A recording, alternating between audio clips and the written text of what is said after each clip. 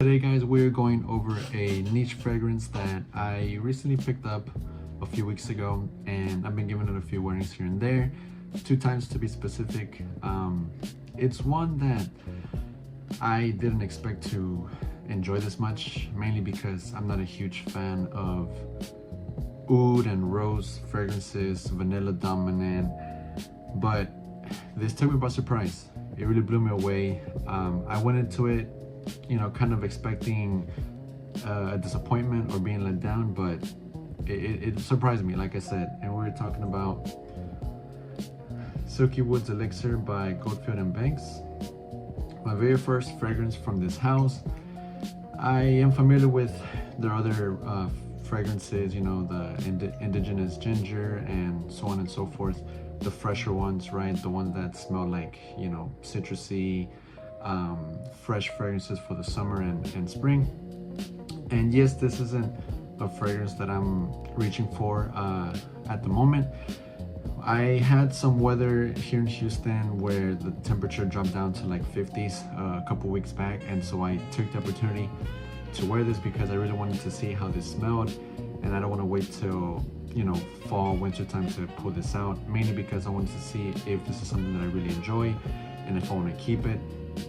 And funny enough, yeah, I'm not the biggest fan of heavy vanilla dominant fragrances, oud and rose. It just seems like every oud and rose fragrance out there kind of smells pretty redundant, right? Identical, a lot of similarities between them. But to me, this really hit once it started drying down, because at the top this is very amber and vanilla dominant and very woody.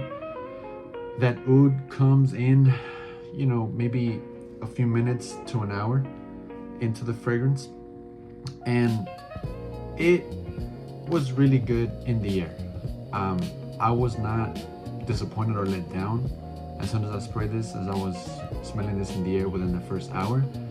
And I said, okay, it's something that I can see myself keep wearing, because again, it all depends on your skin chemistry, right? And just going based off of the notes, I didn't want to completely brush this off, because what really intrigued me was the fig, the musk, and the rose. So there's fig and fig leaf, so 2 different notes that ambroxan, the rose and the oak moss and the musk.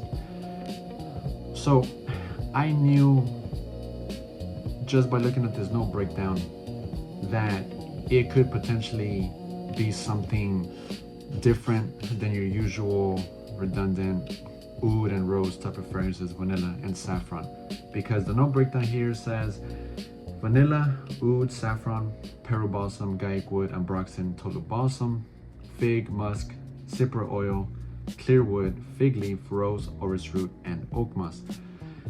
So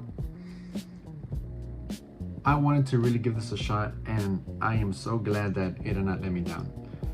This has that creamy, warm, almost powdery, resinous, balsamic smell once it starts drying down. The top is where I was a little, okay, just kind of figuring the fragrance out, see if it was my type of fragrance. But as it starts drying down, that amber turns into a jammy, rose, fresh, musky type of amber smell.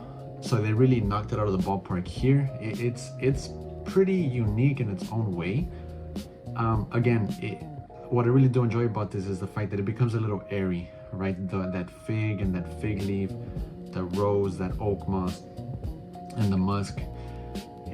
They tame down that vanilla dominant, amber dominant, and the oud, toning it down a bit where it's not super dense, super loud, heavy, sticky, and just on your skin. I like some airiness in there, some liveliness, a little bit of like I said, airiness. And I believe that the rest of the note breakdown does that very well. That peru balsam, that gaiac wood, and that ambroxan, giving this like a creamy, fresh type of feel, right? So off the top, you're definitely gonna get that heavy vanilla, heavy oud and spicy saffron. But as it starts drying down, it becomes a little creamy, a little powdery, balsamic, and fresh because of that pearl balsam, because of that Gaya wood and that ambroxan, right? And the addition of the Tula balsam, making this even a little more balsamic and resinous, right? A little deeper. There is a little bit of orris root in here. I don't pick up on that much. I smell it just slightly. I think it's just right around the edges. This doesn't come across as like an orris, iris, heavy, dominant fragrance at all. But I do like the additions of the green, you know, the super oil, that fig leaf, that clear wood, you know, making this very enjoyable, very addicting. I've never smelled the original Silky Woods, never had my nose on it, never got my hands on it, haven't sampled it or anything like that. So I can't really make a comparison as to, you know, which one smells better, which one should you go out for and try. But this is definitely a huge beast mode fragrance, right? It really is. I went light on the sprays. I did wear this to the gym. It was like high 50s, mid 50s when I wore this for the first time, and I don't regret it. I figured that if I do 4 sprays, it would be just right for the gym. I know that it's very heavy and dense off the top, but I knew that, you know, going into the mid and onto the base, it would kind of like that heavy, dense sweetness would tone down, and it did, right? It did. So I was happy about that. I predicted it pretty well, and 4 sprays went a long way. Less is more with this one.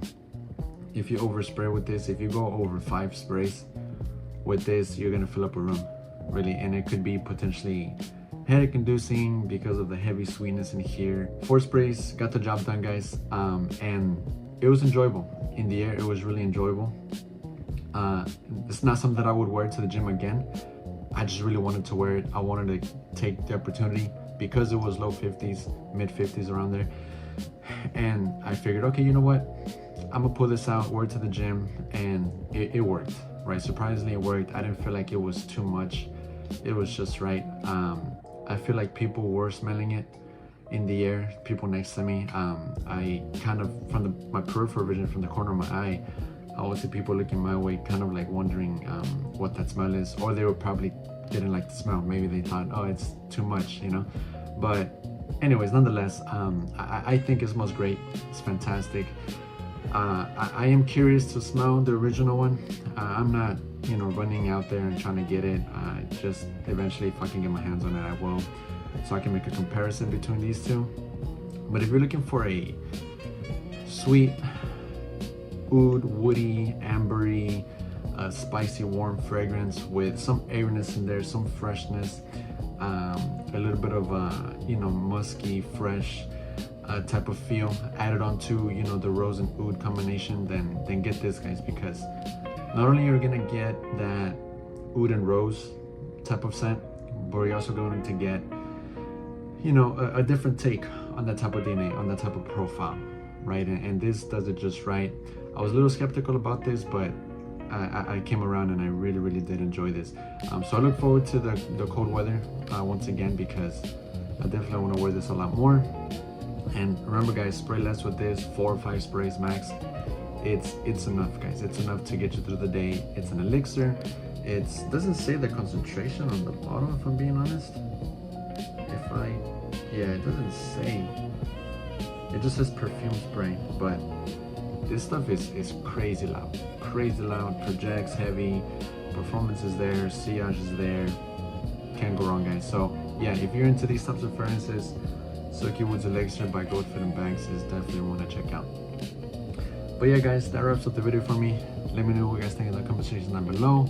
As always, I like to hear you guys' opinions, so it would, you know, be pretty fun to read you guys' comments. But as always, guys, until next time, take care of yourself, be good to one another, stay safe, stay healthy, and as always, guys, till next time, take care.